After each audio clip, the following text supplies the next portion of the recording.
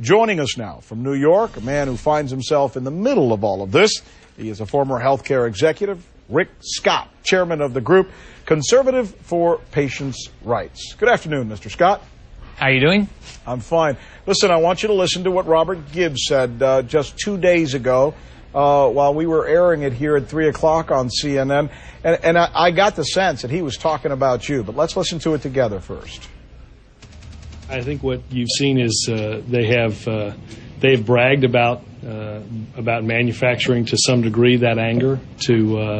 I think you've got somebody who's very involved, a leader of that group that's very involved in the status quo, a CEO that used to run a healthcare company that was fined by the federal government $1.7 billion for fraud. I think that's a lot of what you need to know about the motives of that group. It sure looks to me like he's pointing his finger right at you. Do you think he is? I think he was. Yeah. Do you take credit? I was just having a conversation with Eric Boehlert, and I said, look, this guy has got this website. In fact, I'll show it to the viewers again. There's your website right there. We'll take it all the way to the very top. People can see it. It's CPR, Conservatives for Patients' Rights. And there you tell people where they can go to these town hall meetings. You tell them what they can do. You show them videos of what's been done so far. Some people have used the word orchestrated. I'm not sure what word you would use, but do you take credit for making sure this is going on? It'd be nice to, right? But because I believe that people ought to show up to these meetings. They ought to be nicer about it, but they ought to show up to these meetings and tell what they think. I think they ought to show up whatever side you're on. You ought to let people know. I mean, we're going through a significant debate about what ought to happen in healthcare. Show up and tell them what you think. But let's be fair about this. You're not trying to get everybody to go. You're trying to gin up the people who are going to be on your side. I mean, you got a lot to gain from this, don't you? Well, I clearly believe that government-run healthcare will be bad for you as a patient. It'll be bad for you as a taxpayer. It'll be bad for our country. But most importantly, it'll be bad for you as a patient. Now, would I rather people show up that care about the debate on the way I believe? Absolutely. But when I'm on radio, I'm on Law to Talk Radio, I say, show up, read the bill. But you know, let's talk about this, though. I mean, the accusation that the White House was essentially making, one that you haven't challenged yet, to my knowledge. Maybe you will here now. Columbia Hospital Corporation, which you founded, which later became HCA, which made you, from my understanding, incredibly wealthy, was charged with defrauding the government for more than a decade and had to pay a record fine of $1.7 billion. I mean, some would argue, and it would be hard to say they're wrong, that you would be the poster child for everything that's wrong with the greed that has hurt our current health care system. People would ask, why should they listen to you? Well, you don't have to listen to me. You should look at the facts. You should read the bills. Now, if you want to go back and look at Columbia HCA, you should love what we accomplished. One, healthcare costs when I got into the industry in '88 were 16% a year inflation. When I got out in 1997, they're less than 1%. We had the highest patient satisfaction. We had the best outcomes. Now, if you were in the hospital business in the late 80s, you went through Medicare investigations. President Clinton expanded the investigations. They said if you made a mistake in your filing, that was called fraud.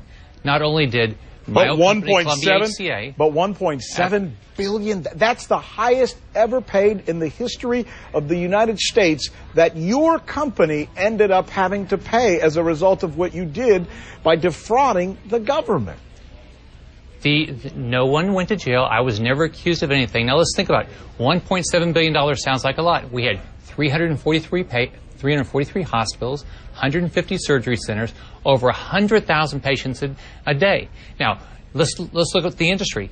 Cleveland Clinic paid big fines. Mayo paid big fines. Yale paid big fines. Now, were they as big? No. But how many hospitals did they have? But you're the guy who's sitting here telling us that we can't allow the government to do this because it won't work and they might take over or do some things that are wrong.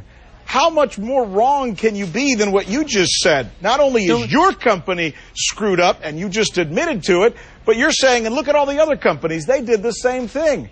No, I don't believe that at all. Doesn't sound to me like a sterling system that we have, does it? I think that's right. You ought to fix the system. You ought to say, why do we have 135,000 pages of Medicare regulations that people work their tail off? The hospital industry to this day works its tail off to do the right thing.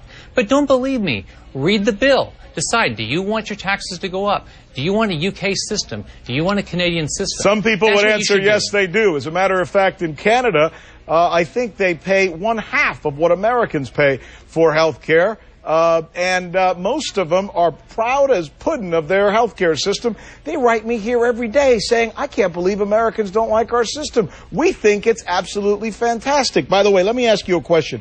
Your company was accused of something called upcoding. That means they treated patients for something minor, but charged the government, the taxpayers, for something expensive. Rick, that was the accusation. Idea. Is that true? Rick, I have no idea. I never did anything with Medicare. I started a company. I bought hospitals. I bought HCA. I bought all the Humana hospitals. All right, well, let me ask you this one then. Here's the other accusation. As I was reading about what some people say your company may have been involved in. Your company would go into a region, they would buy up all the hospitals, and then they would shut them all down except for one to make that one hospital very powerful. I mean, I guess that's a good business plan, but is that good for patients? Absolutely. Now, first off, that didn't happen. We did buy 20 hospitals that we consolidated. It goes on every day, and not every day. It goes on throughout the country all the time. It's happened since before I got in the business and afterwards. But here's the reason why you want that to happen as a patient. Okay. You want to make sure that your hospital has the best equipment. So if you have a hospital that has more patients and can afford the best equipment, you want your hospital to be successful.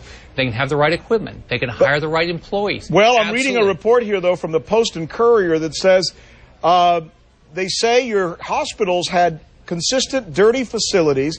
The doctors say the gloves they were asked to use to operate were so cheap they would break, and nurses say they had to treat so many patients they weren't able to handle the demand. Well, let's look at the numbers. How could I have the lowest cost to a patient? I did. You look at the studies. I had better patient satisfaction than the industry by a long shot, and I had better outcomes because we measured everything. So who probably put that out?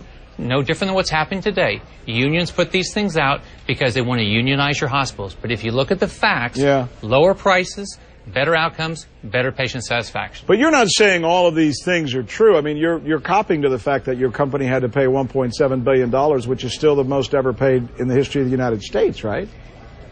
After I left, the company paid those fines. The company did not pay those fines when I was there. But hold on. And I bought... No, you're playing with the facts, sir. Let me tell you what happened. These charges were charged against your company while you were there, while you were the boss, and it happened over a period of 10 years. Yes, they were paid after you left, but they accused them of happening while you were leading the company. You know that. And Rick, it covered time frames before I bought those companies, and it covered time frames afterwards. I guess the point I'm making is, though, look, people are going to look at you as the guy who's telling all these people out there, which is your right as an American, and good for them for wanting to get out there and have a point of view and be passionate about their money and their tax money. But some people are going to look at your record and some of the things that you and I just talked about and say, this is the guy who's leading this charge? Is he the one that we should be listening to? Not exactly a perfect past when it comes to what's right for taxpayers and patients. Absolutely. If you care about patient satisfaction, if you care about cost, if you care about quality, you absolutely do. All right, Rick Scott. You know what? Thank you, sir, for taking the heat and taking the questions. We appreciate having you on. All right, thank you.